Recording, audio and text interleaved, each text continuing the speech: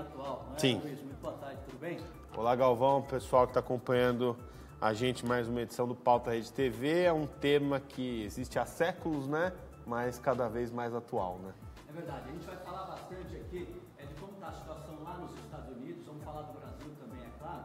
Lá nos Estados Unidos tentar entender em que medida a presença de Donald Trump lá na Casa Branca faz com que os chamados grupos da alt-right, né, essa direita alternativa, estejam colocando ali a cabecinha de fora, né? Até a Ku Klux Klan, né, que durante muito tempo ficou no ostracismo, né, começa a aparecer novamente, né? Então a gente vai falar dessas questões, é claro, também aqui no Brasil. E falando nos Estados Unidos, né, Luiz, a gente não tem como não lembrar daquele fato que aconteceu no segundo final de semana ali de agosto em Charlottesville.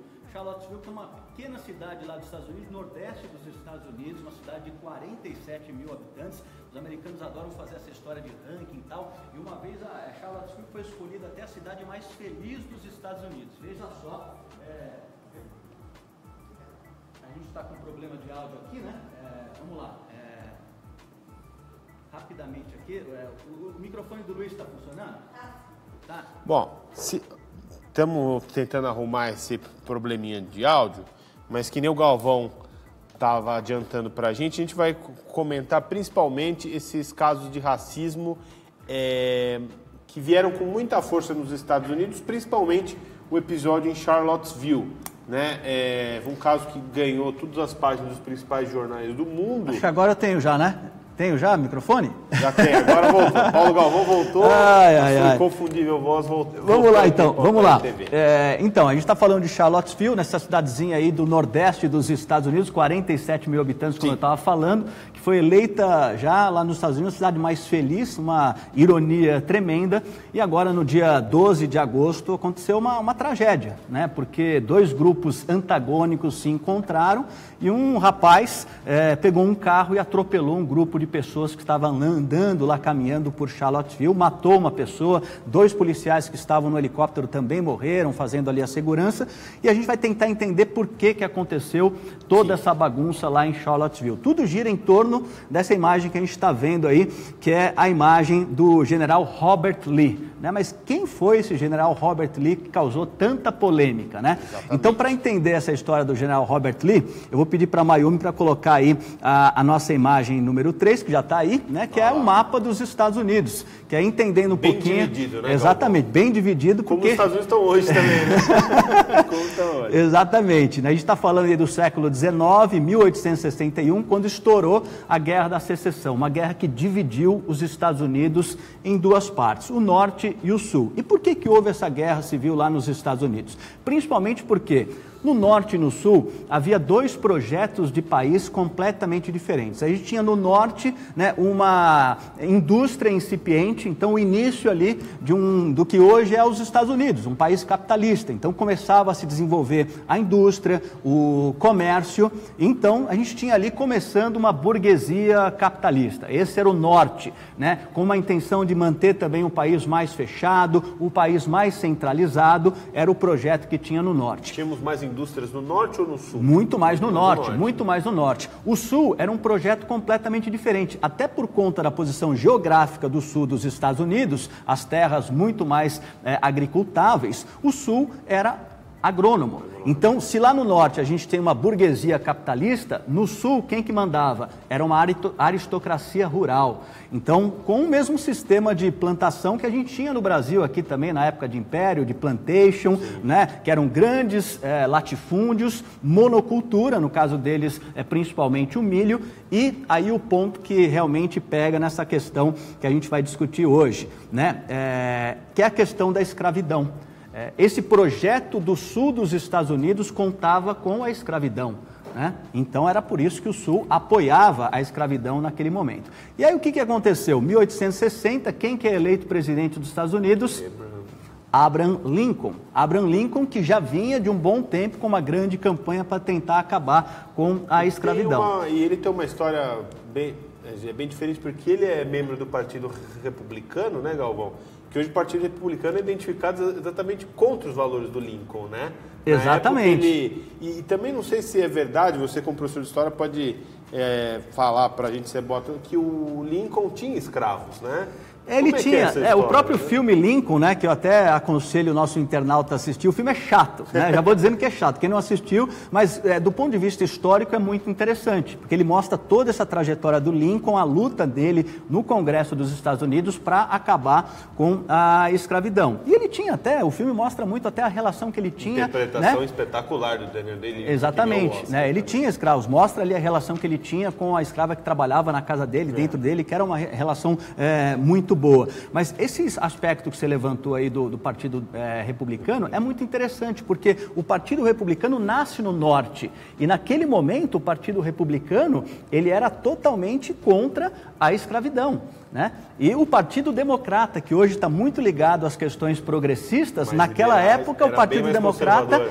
Então, o Partido Democrata era a favor da escravidão. Hoje a gente ouve isso, parece muito estranho, mas o Partido Democrata ele passou a lidar com as questões mais progressistas já no século XX, no começo ali na industrialização, né, começou a abarcar mais aqueles clamores da classe operária. O Kennedy teve uma posição fundamental nisso, né, na década de 60. Exatamente. Né? Não, a partir da Segunda Guerra Mundial, por exemplo, o Partido Democrata também, nas questões mais sociais, começa a abarcar essas questões mais progressistas, de defesa das minorias. Então, houve realmente uma inversão, né, dos objetivos dos partidos ao longo da história. Né? Mas, retomando ali a questão da secessão, o que acontecia? Né? O Sul era totalmente a favor da escravidão e o Norte era contrário à escravidão. Mas por que o Norte era contrário à escravidão? Será que lá no Norte as pessoas eram mais altruístas, eram humanas? Historicamente, né? A gente sabe que não é isso que acontece. Não é isso que acontece. Normalmente, o que acontece? É o dinheiro que fala, é a parte econômica que fala. Então, por que o Norte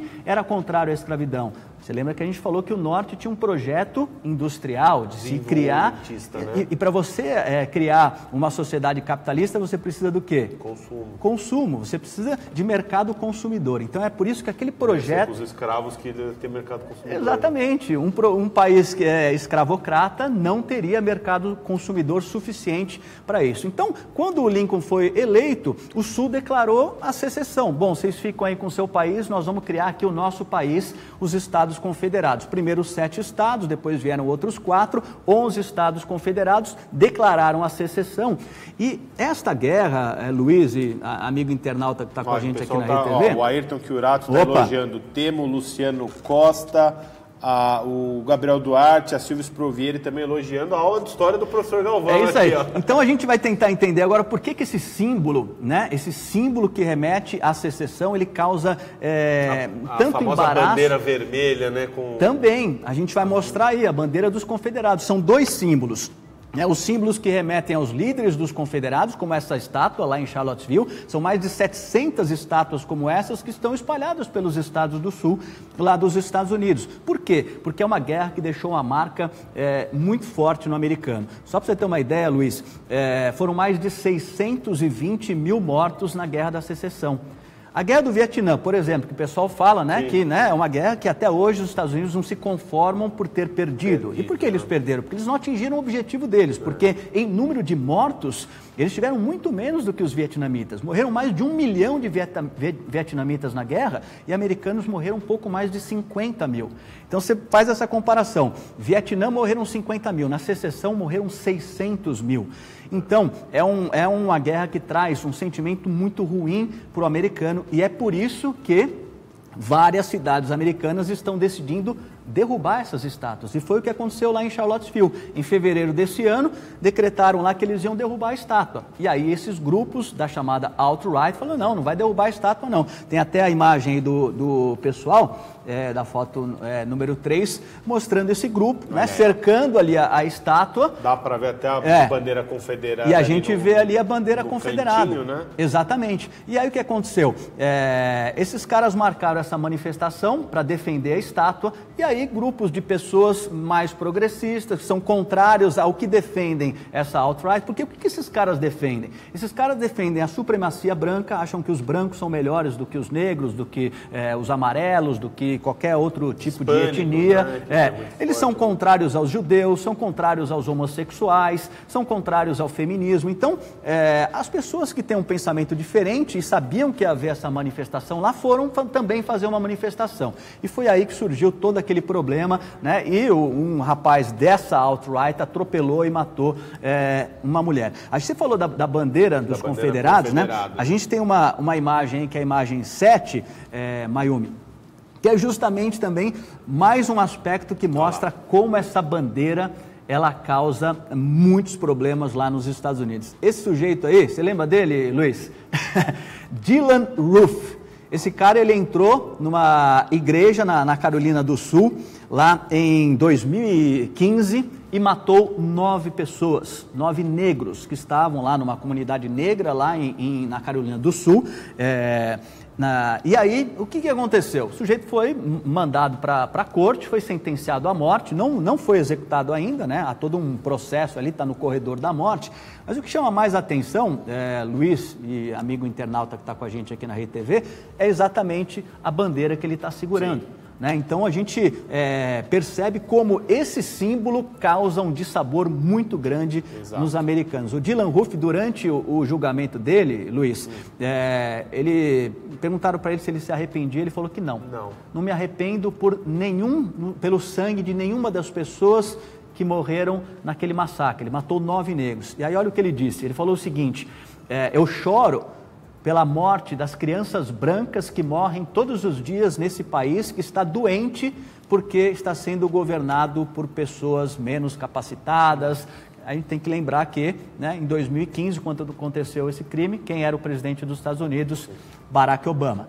Então, mostra em que medida essa bandeira dos confederados também divide os americanos e causa esses problemas. E, a Silvia Sprovieri fez uma pergunta aqui, mas a gente vai responder mais para frente, viu, Silvia? Ela está falando no racismo aqui no Brasil, pegando também o gancho do Dia da Consciência Negra, que em alguns lugares é feriado, também é muito polêmico isso aqui no Brasil, né?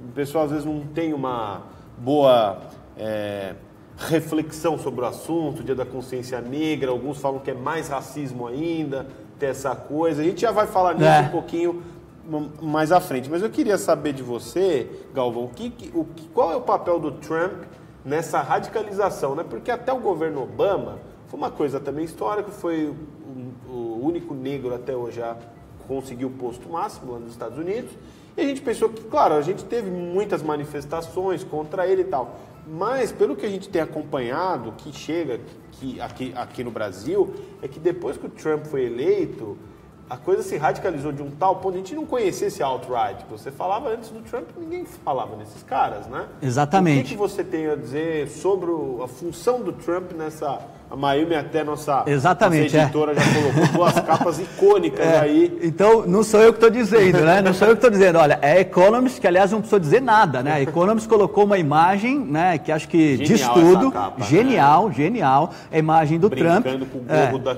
Um megafone ali, né? que representa a Ku Klux Klan, para quem não lembra, que é uma instituição que foi criada logo depois do término da Guerra da Secessão, justamente... Chegou a ter milhões de filiados, né? Uma das organizações mais fortes dos Estados Unidos. Né? Exatamente pelos derrotados do Sul, né? Os líderes, começou com os líderes militares derrotados, foi crescendo, e como eu disse, ela, ao longo aí das últimas décadas, em alguns momentos ela tem um pouco mais de proeminência, outras vai para o ostracismo, porque o governo também pega pesado, com multas, mas ultimamente tem aparecido novamente. A gente vai tentar entender, né, em que medida a presença do Trump faz com que essa chamada alt-right, né, e a própria Ku Klux Klan volte a colocar a cabecinha para fora, como eu falei. A gente vê aí a capa da Time, né, também fazendo uma identificação de ódio na América, com um símbolo que remete muito não só ao nazismo, essa posição do braço aí ao nazismo, mas também a gestual da Ku Klux Klan. O gestual da Ku Klux Klan era exatamente esse também, com esse braço estendido aí, elevado para cima. Não há dúvidas, né? A própria Economist está colocando aí que a presença do Trump acaba criando... As declarações dele mesmo, né? Não, as declarações... Pro exatamente. Clã, não, no dia, né, que aconteceu o atropelamento, foi péssimo, né? Ele falou que havia pessoas boas de ambos os lados, né? Radicais dos dois lados, mas não culpando só a clã, é isso que pegou muito mal, né? Exatamente. E não só o que ele disse, mas as ações neles, né? A gente pode destacar algumas delas, né? Talvez a principal seja a proibição da entrada nos Estados Unidos de pessoas oriundas de diversos países, principalmente países islâmicos, né? Então começou com Irã, Iraque, Iêmen, Síria, Sudão, Somália e agora, aí depois ele tirou o Iraque, tirou agora o Sudão do Sul também, colocou Venezuela, colocou a Coreia do Norte. Então, desde o início é um presidente que vem, né? Quais eram os principais motes da campanha dele? America First, Let's Make America Great Again. Exato. Então, várias atitudes isolacionistas, né? Nacionalistas que vêm sendo tomadas aí pelo Donald Trump. Então, não é à toa, né? Que a Economist e a Time colocam ali o Donald Trump como, né, um dos responsáveis também pelo surgimento ou ressurgimento, que é uma, né, coisa que nunca dormiu na sociedade dos Estados Unidos, né? Mas é o que eu falei, acho que com a eleição do Trump, esse discurso ganhou muita força, né? Porque a própria eleição com a Hillary, para mim, acho que foi a eleição mais violenta da história recente dos Estados Unidos, né? E até que a gente começou a conhecer esse conceito de fake news, que vai ser um dos próximos assuntos do nosso pauta, né? A gente não falava tanto de fake news, a equipe do Trump também muito envolvida em Twitter, no Facebook e tal, e ganhou muita força essa coisa, né? E até então a gente não tinha ouvido dizer tanto disso aí, né? Tem um aspecto muito importante que tem a ver com essa questão do racismo, Luiz, que é um estudo de uma socióloga chamada Arlie Russell Rothschild. Essa mulher, o que ela fez? Ela queria entender a cabeça da direita americana. Isso antes da eleição, hein? Já se percebeu uma mudança no eleitorado americano e ela falou, eu preciso entender a cabeça desse eleitor de direita, desse eleitor republicano que mora nos estados centrais ali, aqueles estados mais brancos, mais religiosos, mais conservadores. Então, o que a Arlie, a doutora Arlie fez? Né? Ela foi para Louisiana, que é o estado, né, um dos estados mais pobres dos Estados Unidos, né, ou seja, vem sendo atingido aí pela globalização de forma negativa. É um dos estados mais brancos, mais religiosos, mais conservadores. O que ela fez? Ela foi para esse estado e morou lá durante 5 anos. Permaneceu lá, indo de cidadezinha a cidadezinha durante 5 anos para entender a cabeça desse eleitor. Por que ele não estava contente com aquele governo democrata de Barack Obama, dos antecessores e tal? E ela, em uma frase, a gente não pode, é lógico, né, querer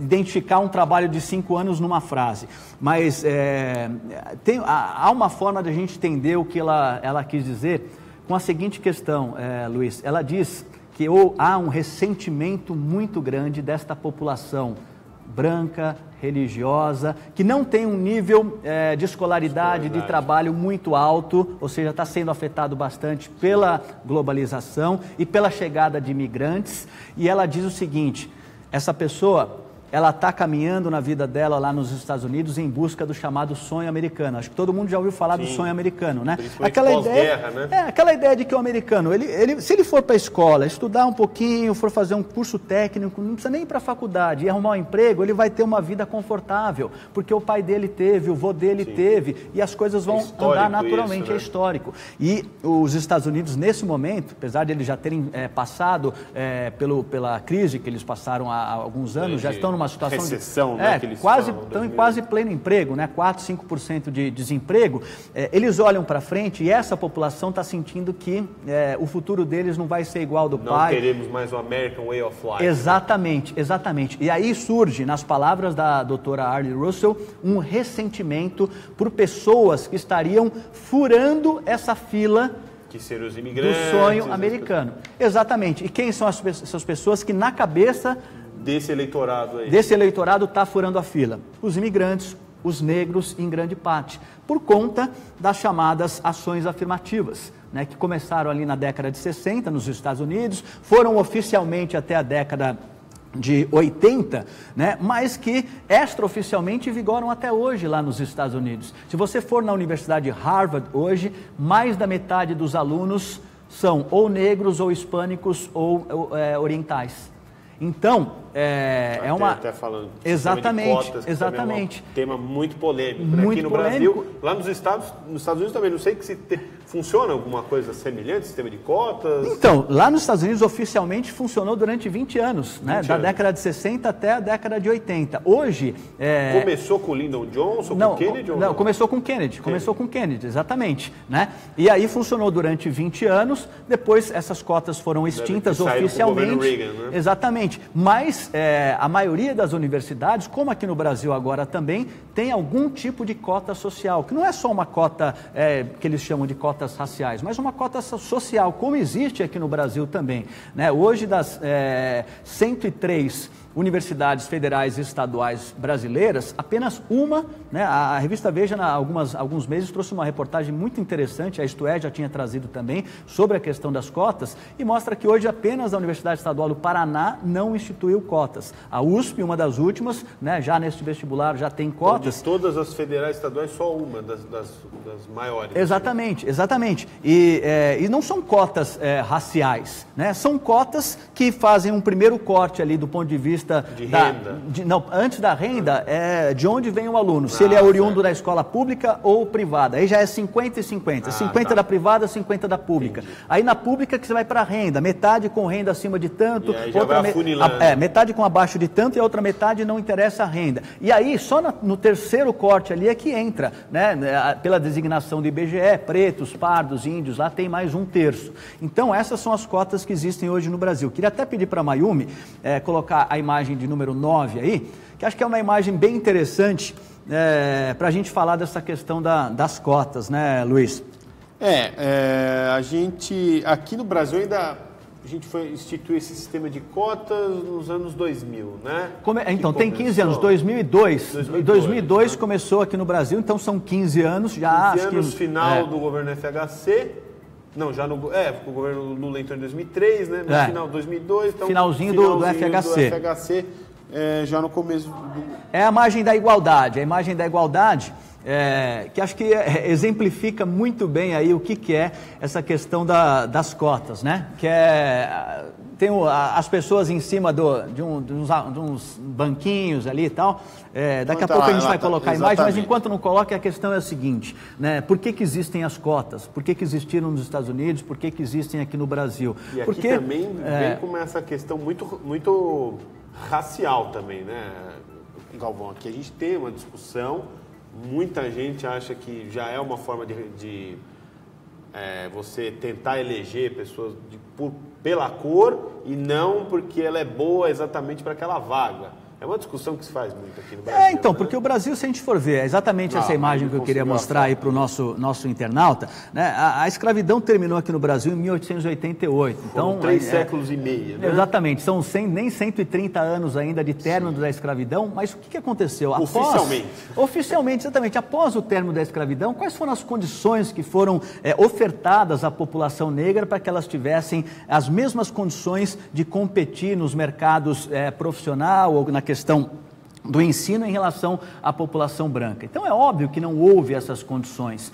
Então as cotas, elas estão dentro daquela ideia do gestor, do administrador, que é justamente o que a gente está mostrando aí nessa imagem. Muitas vezes a igualdade, ela não significa a justiça. O gestor, o administrador, muitas vezes para fazer justiça, ele tem que tratar de forma diferente os diferentes, tem que tratar de forma desigual os desiguais. Porque se você trata todo mundo da mesma forma, ainda mais num país com tantas diferenças sociais como o nosso Brasil, se você trata todo mundo da mesma forma, o que vai acontecer? Você vai manter o status quo, você vai manter a situação como ela está. Então, essa é a ideia das cotas, você tentar de alguma forma fazer um resgate histórico, né, de mais de um século aí de injustiças, porque por que a gente colocou aí que a questão das cotas é um paliativo, que ela não resolve a situação? O que resolveria a situação se a gente pensar na realidade brasileira? Se houvesse uma escola pública que pudesse se comparar à escola privada... Algumas até... Mas são ilhas de excelência, são ilhas de excelência. E mesmo assim, se a gente tivesse hoje essa situação, a gente só teria daqui a uma década, 2 décadas talvez, um resultado. Anos, né? Então vai falar para um jovem da periferia lá, que não tem condições de estudar, que não tem uma escola de qualidade, né, para ele competir nas mesmas condições de um cidadão de classe média que tem condições de estudar numa escola privada. Você falando essa questão dos negros e vários dados, a gente recebe informação, institutos de pesquisa, fazendo a equiparação de ganhos, mesmo funcionário, o mesmo estudo de um branco e um negro, o negro vai alcançar a mesma renda de um branco daqui 20 anos. No caso das mulheres, pior ainda. Então, é o que você falou, sistema de cotas é uma coisa que tenta ajustar, mas ainda falta muito, né? Não, falta muito, e não vai resolver de uma hora para outra, mas pelo menos nessa reportagem da Veja que eu citei, já mostra diversos casos, e havia algumas questões ali que as pessoas que são contra, né, as cotas, eu não acho que seja, já falei aqui, não acho que seja a solução ideal seria melhorar o ensino público, mas isso vai se resolver talvez aí daqui a algumas décadas, né? Mas a situação das cotas já tem permitido que muitas pessoas, muitos jovens que nem sonhavam em entrar na universidade estejam cursando o ensino superior. E é claro que isso depende também não só da universidade, mas depende também das empresas, né? Já há uma movimentação muito grande dentro das empresas para que sejam concedidos espaços e oportunidades também para a população negra. Luiz, eu tenho uma ideia de que a gente só vai realmente diminuir o racismo, o preconceito que a gente tem hoje aqui no Brasil e no mundo inteiro, quando a gente entrar num hospital aqui no Brasil e se deparar com um monte de médicos negros, quando a gente entrar na corte lá e verificar vários juízes negros, quando a gente entrar numa obra, numa construção, e ver engenheiros negros também, não só como operários. No nosso meio até, né? Exatamente. As redações. A gente tem uma sociedade, e aí você pensa na cabeça da criança, né? A gente cresceu numa sociedade, ela começa a se modificar agora um pouco, sim, em que você está acostumado, aí eu estou falando com a cabeça da criança, a criança olha e vê o negro em posições de inferioridade, sim, em relação ao branco. O que a criança pensa? Que não tem uma noção histórica, que não sabe de nada. O que se passa na cabeça desse ser? Que o branco é melhor que o negro, que é uma questão completamente absurda, mas é o que a gente vive hoje nessa sociedade. E até você lembrou, né, Luiz? Hoje teve uma atriz, né? A atriz da Globo, Thaís Araújo, ela discursou em agosto, mas o conteúdo foi divulgado só agora. Ela falou que os filhos dela, o João Vicente, de 6 anos, e a Maria Antônia, de 2 anos, e ela falou uma frase que eu achei emblemática, assim: a cor do meu filho faz com que as pessoas mudem de calçada.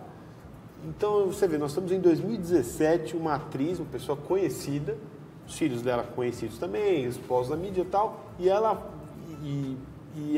relata bem o que ela sofre até. Imagina, o pessoal faz isso com a Thaís Araújo, que é famosa, imagina o pessoal com os negros que, né, infelizmente não tiveram essa fama, não tem essa fama, o que faz, né? Ela está retratando uma realidade do nosso país, né, Luiz? O Brasil hoje ele tem 53% da população negra. Só que se você for nas prisões brasileiras hoje, 67% dos presos hoje no Brasil são negros. Essa é a realidade hoje no Brasil. E como é que essa realidade vai mudar? Vai mudar o dia que houver uma mudança social nesse país, sim, em que as pessoas que hoje estão em condições de extrema vulnerabilidade, e vulnerabilidade eu falo o quê? Na questão da segurança, na questão do saneamento básico, mais da metade do Brasil hoje não tem esgoto. Não tem esgoto. Sim, né? Água encanada, isso aí sonho quase, exatamente, né? A questão da educação, né? E aí vira um dominó, porque famílias desestruturadas, porque o pai está preso, sim, porque a mãe está presa, o que acontece com esse filho? O que acontece com a família? Né? Então, é uma desestruturação total. Perdidas, né? Exatamente, é uma desestruturação total. Então, é um reflexo do que é hoje a nossa sociedade. Né? O César Filho está em Santos acompanhando o nosso papo aqui, está elogiando o tema, e o José Luiz Rodrigues está em Barcelona, aqui, Audiência Internacional. Que legal. Acompanhando a aula do professor Paulo Galvão hoje aqui, falando sobre racismo. E outro assunto aqui, voltando aqui, sobre o assunto, o Galvão e os espectadores aí que estão com a gente no Facebook, foi o caso também da filha adotiva, a Titi, né, da Giovanna Eubank, e do ator Galhaço, acho que o nome dele é Bruno Galhaço. Bruno, né? Exato, Giovanna Eubank e Bruno Galhaço. Eles sofreram ataques, assim, racistas nas redes sociais, uma coisa absurda, né? E você vê, então, acontece até com os brancos que adota uma criança negra e você vê que nem os brancos passam. Então, assim, o racismo hoje no Brasil está uma coisa... Sempre houve, mas eu acho que com as redes sociais, é aquela velha história, deu voz a muita gente também, né? E aí tem esse pessoal radical, nossa alt-right, a gente pode classificar assim. Então, os dois atores brancos mostraram a filha deles, tal, sabe? Eu acho que a coisa mais alegre que alguém pode ter, que é a união, assim, é o filho. E aí, uma chuva de críticas, comentários racistas, criminosos, tal. E eles, sabe, ficaram com medo até de sair com ela na rua, algumas coisas. Até Giovanni Eubank, se não me engano, falou, não, eu não vou... eles querem exatamente isso que aconteça, que eu fique com medo, fique em casa, mas não. Saiu, foi em eventos públicos, tal. Você vê o grau de radicalização que está aqui. Né? Talvez por conta das redes sociais isso seja amplificado um pouco, talvez além do que realmente seja a realidade, viu, Luiz? Porque eu tenho uma visão um pouco diferente. Eu acho. Colocou, conseguiu aí no nosso arquivo. Apesar de. Galhaço, Giovanni Eubank é Tite. Apesar de tudo, viu, Luiz? Eu sou um otimista em relação a esse aspecto, viu? Eu acho que a nossa sociedade hoje ela é menos preconceituosa, ela é menos racista do que no passado. Né? Se a gente pegar a geração dos meus avós, eu acho que essa geração era mais preconceituosa do que a geração dos meus pais, que era mais preconceituosa que a minha geração. E eu percebo, como professor, né? Conversando com os meus alunos também, que eles são menos preconceituosos. Sim. Então, acho que a gente está caminhando bem. A gente está caminhando bem nessa situação. Hoje, você vê, os comentários racistas, não tem mais tempo para isso. Exatamente, não tem mais tempo para piadas, né? Que a gente, né, na minha infância tal, era uma coisa natural, sim. Entendeu? E felizmente hoje a gente chega à conclusão de que realmente isso não tem um mínimo cabimento. Né? Isso é um avanço, sem dúvida nenhuma. É um avanço. De 20, 30 anos atrás é um grande avanço. Exatamente. Eu acho que tem um aspecto interessante para a gente abordar também, Luiz, voltando um pouquinho ali para os Estados Unidos, porque a gente sempre ouviu falar dos Estados Unidos e percebe hoje um país extremamente liberal, né? Onde as liberdades individuais são totalmente após assistidas. A eleição do Obama, foi um marco histórico. Né? Exatamente, um marco histórico. Eu lembro muito bem quando ele foi eleito, né? E aí perguntaram para ele qual que ele achava que era o impacto disso na comunidade negra, né? Eu não lembro exatamente as palavras dele, mas foi algo como toda vez que um garotinho negro agora se olhar no espelho em casa, ele vai ter uma percepção diferente, algo assim, né? É aquele yes we can, né? Que realmente nós podemos. Né? Mas o que eu queria pontuar em relação aos Estados Unidos é que lá nos Estados Unidos, diferentemente daqui do Brasil, houve um racismo institucionalizado. Após o término da escravidão,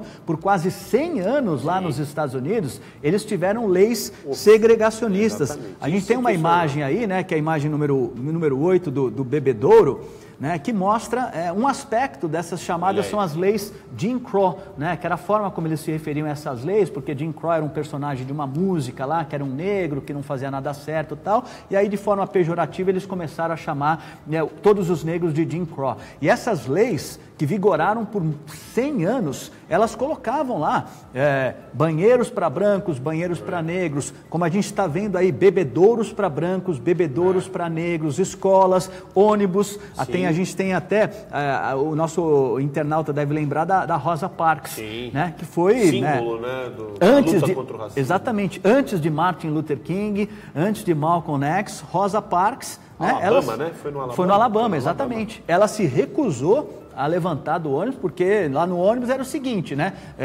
O branco era na frente e o negro atrás. E a Rosa Parks se sentou ali mais ou menos no meio do ônibus, chegou um cidadão branco, sentou atrás dela ali e que estava querendo obrigá-la a se levantar e ir lá para trás. Até o Obama foi no ônibus. Exatamente. Uma foto tirou uma foto, porque o ônibus está lá no Museu Henry Ford e tal, né? E ela simplesmente não se levantou. E ao não se levantar, a Rosa Parks entrou para a história. Por quê? Porque ela causou uma comoção lá na cidade, né? As pessoas simplesmente, os negros, deixaram de usar o transporte público e 70% das pessoas que utilizavam o transporte público, né? Aí está a Rosa Parks, a Mayumi já pegou para a gente aí, 70% das pessoas que utilizavam o transporte público lá em Montgomery eram negras. e simplesmente quase faliu ali as empresas. Ela tinha sido presa, tal, aí foi solta, e ela hoje tida como um dos principais nomes, né, da luta pelos direitos civis americanos. Galvão, o James Soares, que ele mora lá nos Estados Unidos, mas ele é brasileiro, ele diz aqui: a coisa mais estúpida que eu já vi na minha vida são os brasileiros que apoiam o alt-right. Esse movimento tem menos a ver com a esquerda ou direita. Para eles, os brancos parecem apenas brancos de origem nórdica europeia. Um italiano um pouquinho mais claro, ele diz, para eles são considerados latinos e não brancos. Então ele vive lá, ele mais ou menos está explicando como é que é a coisa é tão mais radical ainda do que a gente imagina, né? É muito triste, né? A gente, é lógico, não vai tratar disso hoje, vai tratar nos outros programas, mas o pior é que tem membros do governo Trump, alguns já foram afastados, saíram, mas que pertencem a essa linha, né? Do alt-right, supremacia branca, até ligações ainda meio escusas com a clã. Então, o negócio é bem... e o pior de tudo, né, Luiz, é que não é só nos Estados Unidos. A gente não vai tratar disso hoje, vai deixar para outros programas, mas exatamente, há uma onda isolacionista, nacionalista na Europa, né? A gente viu, por exemplo, na eleição do Macron, né? Quem foi que estava no segundo turno com ele, né? A Marine Le Pen. Pela primeira vez na história, um partido de extrema direita, né, ali concorrendo no segundo turno. Na Alemanha, apesar da Angela Merkel ter sido eleita lá para o 4º mandato dela, mas a alternativa para a Alemanha é bem radical, né? Então, pela primeira vez na história, 90 deputados ligados a um partido onde há nazistas, um partido de extrema-direita, foram eleitos lá para o chamado Bundestag, lá, né, o parlamento alemão. Temos então, a Hungria, o Viktor Orbán, que fechou as fronteiras. Menos democrático da União Europeia. Exatamente, hoje. Colocou cercas lá para não deixar os refugiados entrarem. Então, a Polônia no teve mundo uma inteiro. Manifestação polêmica agora, tal. Então, vale um próximo assunto para outros programas, né? Bom, Luiz, acho que antes da gente encerrar o nosso programa de hoje aqui, eu trouxe um vídeo, né, que é da professora Jane Elliott, e esse vídeo eu mostrei para meus alunos também, e eu falei para eles que é o seguinte: olha, esse 1 minuto que vocês vão assistir agora vale mais do que todas as aulas que eu dei para vocês durante o ano todo, porque essa mulher, a Jane Elliott, que é uma grande lutadora pelos direitos humanos, né, e está muito nessa questão racial, ela, em 1 minuto, num programa de televisão, resumiu de forma brilhante o que a gente está tentando falar aqui, e acho que as pessoas que estão nos ouvindo, que têm uma formação mais humanista, devem concordar. Então, a gente... vamos nos despedir e deixar eles com a Jane Elliott, então? Nos despedimos, ficando sempre o convite para curtir a página do Facebook, aí vocês recebem os avisos quando as nossas lives estão pro ar. E o Pauta Rede TV volta na semana que vem. É isso aí, Galvão. Mas não vão embora agora. Ouçam o que Jane Elliott tem a dizer para vocês. Tchau, gente. Até semana que vem. Because we're taught to hate. We hate because we're ignorant. We are the product of ignorant people who have been taught an ignorant thing, which is that there are 4 or 5 different races. There are not 4 or 5 different races. There's only one race on the face of the earth, and we're all members of that race, the human race. But we have separated people into races so that some of us can see ourselves as superior to the others. We thought it would work, I guess. It hasn't worked. It has been bad for everyone. But it's time to get over this business. There is no gene for racism. There's no gene for bigotry. You're not born a bigot. You have to learn to be a bigot. Anything you learn, you can unlearn. It's time to unlearn our bigotry. It's time to get over this thing, and we best get over it pretty soon. I'm an educator, and it is my business as an educator to lead people out of ignorance. The ignorance of thinking that you're better or worse than someone else because of the amount of a pigment in your skin. Pigmentation in your skin has nothing to do with intelligence or with your worth as a human being. It's time to get over that. Why do we hate? We hate because we're taught to hate. We hate because we're ignorant. We are the product of ignorant people who have been taught an ignorant thing, which is that there are 4 or 5 different races. There are not 4 or 5 different races. There's only one race on the face of the earth, and we're all members of that race, the human race. But we have separated people into races so that some of us can see ourselves as superior to the others. We thought it would work, I guess. It hasn't worked. It has been bad for everyone. But it's time to get over this business. There is no gene for racism. There's no gene for bigotry. You're not born a bigot. You have to learn to be a bigot. Anything you learn, you can unlearn. It's time to unlearn our bigotry. It's time to get over this thing, and we best get over it pretty soon. I'm an educator, and it is my